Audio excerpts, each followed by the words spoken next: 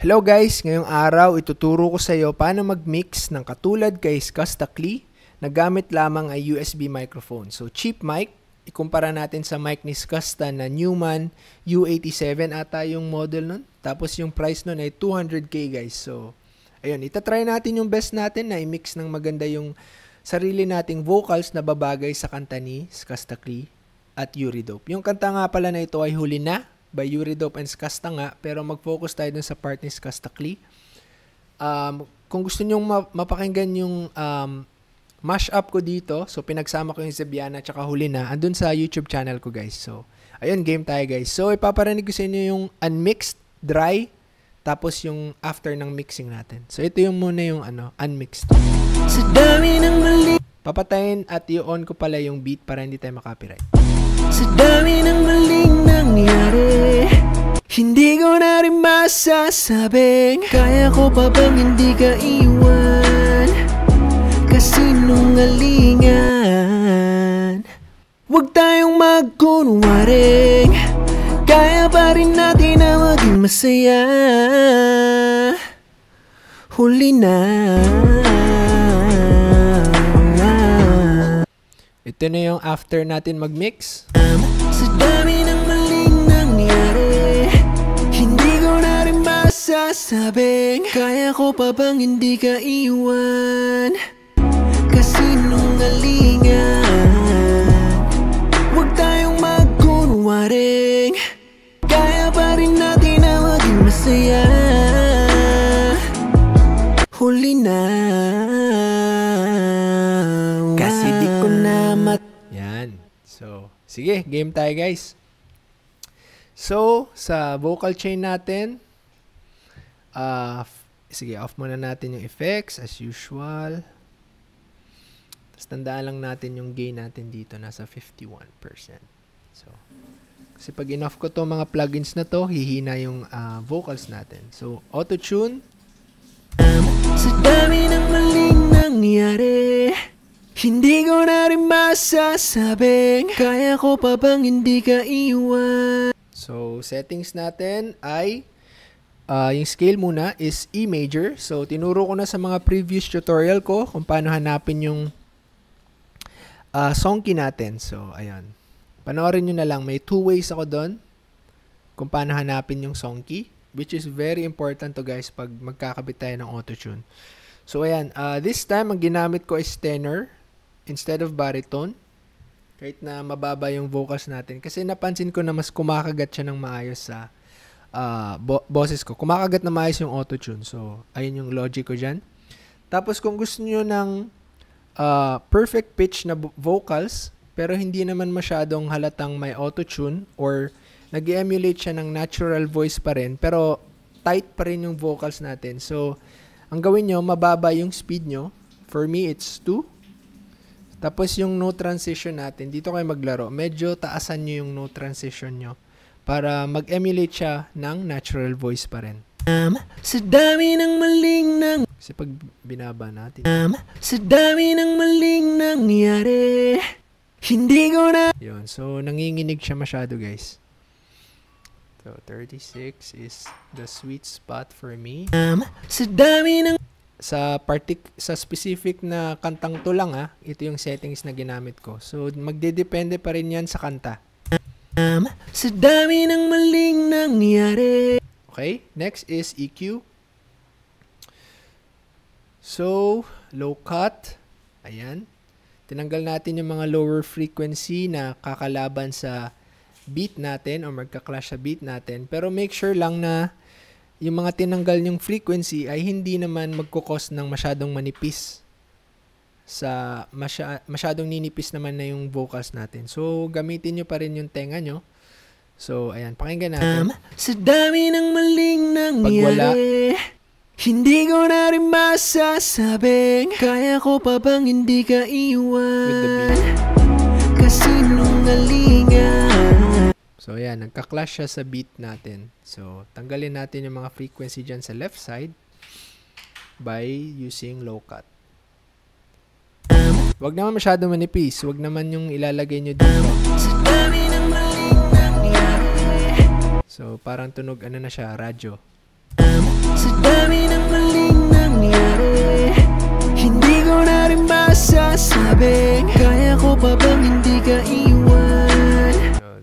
there. Tapos, nag-gain reduction tayo sa mga frequencies na pangit sa tenga natin by sweeping. So, tinuro ko na rin to sa previous tutorials ko, pero gawin natin. So, hanap lang kayo dyan ng frequency. Kung pindot kayo dito, tapos itaas nyo. Tapos, from left to right, hanapin nyo yung frequency na pangit or maganda. Tapos, kung maganda, i-boost nyo like this. Kung pangit, gain reduction. Ganyan. So, ayan yung mga frequency na pangit yan. Kaya, binabaan ko sila. Binabaan ko yung gain reduction nila. Yung gain nila. Sa dami ng maling nangyari. Tapos, boost sa 19k Hz para magkaroon tayo ng clarity sa vocals natin. So, ayan. Mas brighter yung vocals natin. Sa dami ng maling nangyari, hindi ko na rin masasabi. So, ayan siya. So, since nag-boost tayo sa higher frequency, di ba, tataas yung mga sibilants natin, yung mga letter S, letter T, which is masakit sa tenga pag masyadong malakas. So, i-control natin using de-esser. So, ang frequency natin ay nasa default, 5506. Sa dami ng maling nangyari, hindi ko na rin masasabi. Yun, sa masasabing, di ba? Pag kasi yung masasabing, lumalagpas siya sa threshold. So, yung masasabing may mga letter S. So, binabawasan ni de-esser. Kaya pumupula dyan. Sa dami ng maling nangyari, hindi ko na rin masasabi. Yan. Next is compressor. So, compressor natin. Sa dami ng maling. So, sa first compressor natin, nag-focus tayo sa loudest parts ng recording natin. So, hindi mo na ito yung overall talaga na vocals natin. Although, naapektuhan pa rin naman yung quiet parts, pero mas nagfo-focus siya dun sa loudest parts. So, ayun talaga yung ina-atake natin dito. So, yung threshold natin, ibaba natin hanggang tumama siya dun sa loudest signal ng vocals natin. Sa dami ng. Yun, sa daming, di ba? Tumatama siya sa threshold. Sa dami ng maling nangyari. Yun. Tapos, yung ratio natin, gamitin natin yung tenga natin. So, timplahin nyo lang na mag-compress siya sa tamang sa tama lang. Sa dami ng maling. So, baba. Sa dami ng maling nangyari. So, hanggang sa marinig nyo yung na-flatten out siya ng kaunti. So, ayun. Sa dami ng maling nangyari, hindi ko na rin masasabi. So, yung attack natin ay semi-fast. Fast attack. So, pagpasok ng vocal signal natin, kakagat agad yung compressor. Tapos, yung release, nasa medium lang, sakto lang. So, since R&B siya, so hindi natin kailangan ng fast attack at saka fast release.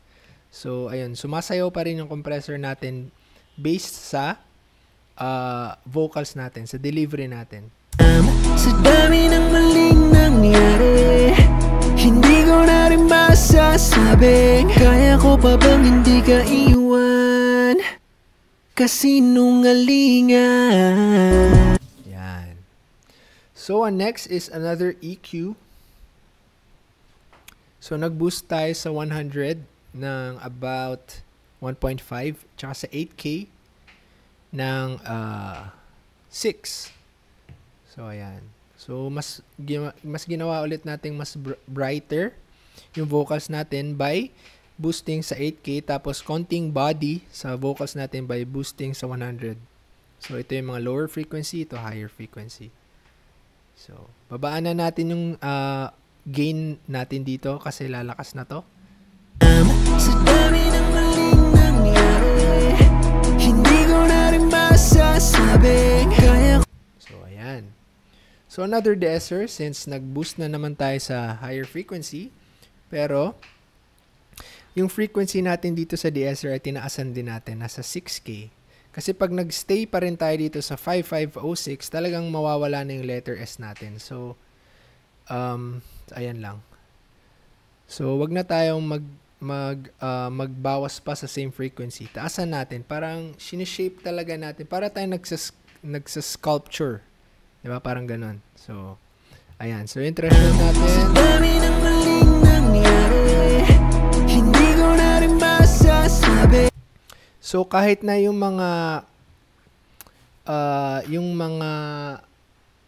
part ng vocals natin na hindi naman talaga sa mga letter S or mga letter T, okay lang yun kasi parang nagsisilbing compressor na rin kasi yung yung de-esser. So, mas kino-control pa rin natin naman yung vocals natin. So, ayan yung logic dyan. Next is another compressor. Ito na yung sa overall vocals talaga natin. So, buong vocals na to, quiet part, tsaka yung mga loudest part, ito, kino-control na talaga natin. Kino-compress na talaga natin. Sa dami ng maling nangyari, hindi ko na rin masasabi. Kaya ko pa ba? So, lakasan muna natin for now. Sa dami ng maling, Or, pwede mong taasan dito sa gain. sa dami ng maling nangyari. So, yung ratio, mas kaunti dun sa first compressor natin kasi hindi naman natin na masyadong i-compress na dito. Sakto lang. Sa dami ng maling nangyari. So, make sure lang na hindi pa rin nawawala yung dynamics kahit na nagko-compress tayo. So, ayun lang yung palatandaan natin na nasa tamang compression tayo. Pag hindi pa rin nawawala yung dynamics, pero hindi rin masyadong drastic yung difference ng loudest part tsaka ng quiet parts ng vocals natin. Yung attack tsaka release, halos same lang dun sa first compressor natin. Sa dami ng maling, So again, nagsisculpture pa rin tayo gamit ang vocals. So ayun yung ginagawa natin. Nililinis lang talaga, pinopolish natin ng maayos bago natin lagyan ng mga effects, yung mga reverb. So ang last sa chain natin ay de-esser. Tinaasan natin yung frequency. Nasa 6.3 na tayo ngayon. So talagang sa dami ng, ang tawag dito, parang sinaslice talaga natin yung mga masasakit na letter S eh. So ayan. sa dami ng maling nangyari, hindi ko na rin masasabing. Kaya ko pa bang hindi ka iwan? So ayan. So mas malinis na yung mga letter S natin. Hindi na siya masyadong nagsa-stand out. So ayan. So ang next is ito na yung mga effects natin. So meron tayo sa insert 10, 11, 12, 13, and 15. So sa first ay sa 10. So punta lang kayo sa sa vocals nyo, tapos pindutin nyo yung arrow para kumabit. Yan. So nasa yung intensity, itong kulay green ay nasa 77% tayo. Yan. So sa first ay reverb. Gumamit ako ng hot plate. Ayan, hot plate. Hindi ko na binago yung settings dyan. So, babaan na natin yung signal natin, ay yung gain. Sa dami ng maling nangyari, hindi ko na rin masasabing. Kaya ko pa bang hindi ka iwan?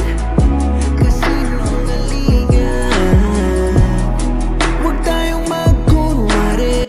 So, ayan. Binigyan natin ng more space yung vocals natin using reverb. Next is delay. Naka-ping-pong mode. Feedback is 20. Yung high pass at low pass ko ito. Ayan. Parang EQ rin yan eh. So, ayan. So, yung analog natin, nasa 1. Pwede nyo i-off. Pero, trip ko lang mag-1 ngayon. Ayan. So, yung effect niya, nasa 20%. Ayan, 20%. Sa dami ng maling nangyari, hindi ko na rin masasabing. Kaya So, ayan, para nag-echo yung vocals natin. Next is parallel compression. So, gumamit ulit tayo ng isa pang compression. So, ayan. sa dami ng maling nangyari, hindi ko na rin masasabing. Kaya ko pa bang hindi ka iwan? Kasi So, same pa rin siya ng attack tsaka release. dun sa mga previous natin na compressors. So, ayan. Ito na yung final compressor natin. So, talagang fina-flatten out niya talaga yung yung dynamics natin para hindi masyadong different yung loudest tsaka quiet parts. Sa dami ng maling nangyari. So, smoother na siya. So, ayan. So, ito na yung sa sculpture, parang pinapakinis na natin yung vocals natin. So, ayan. Next is our channel sa 13, tapos vintage warm. So, like what the name says, so ginagawang warmer nito yung vocals natin. So, lalakas to for sure, baba na.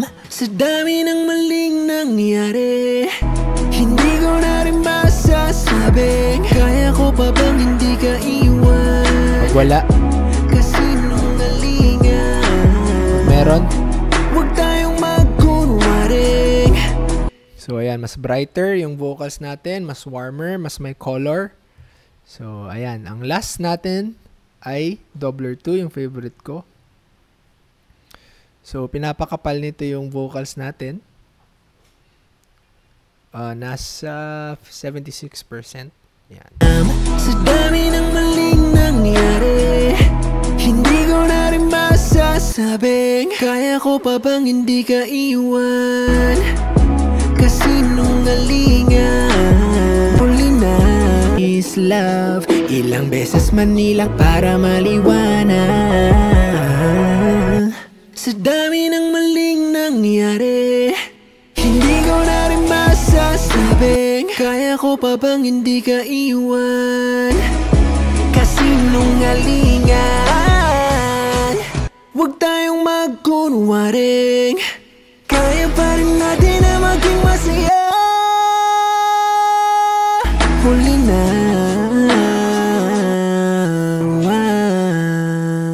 So, ayan. So, nagsimula tayo dito. Sa dami ng maling nangyari, hindi ko na rin masasabing kaya ko pa bang hindi ka iwan.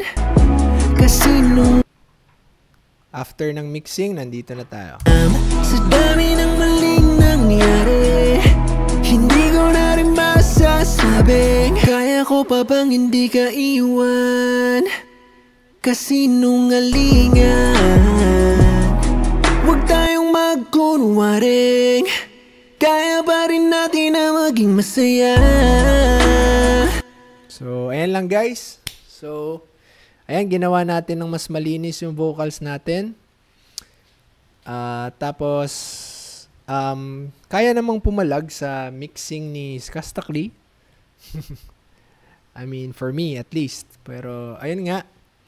So, ginagawa lang natin dito sa ating mga tutorial ay since meron lang tayo mga home studio na yung mga equipment natin na hindi naman masyadong kamahalan, so itatry natin yung best natin na maging industry standard pa rin yung quality ng mga kanta natin with what we have. So, ayun yung goal natin dito. So, kung may mga tanong kayo guys or gusto nyong gawan ko ng tutorial, comment na kayo sa baba.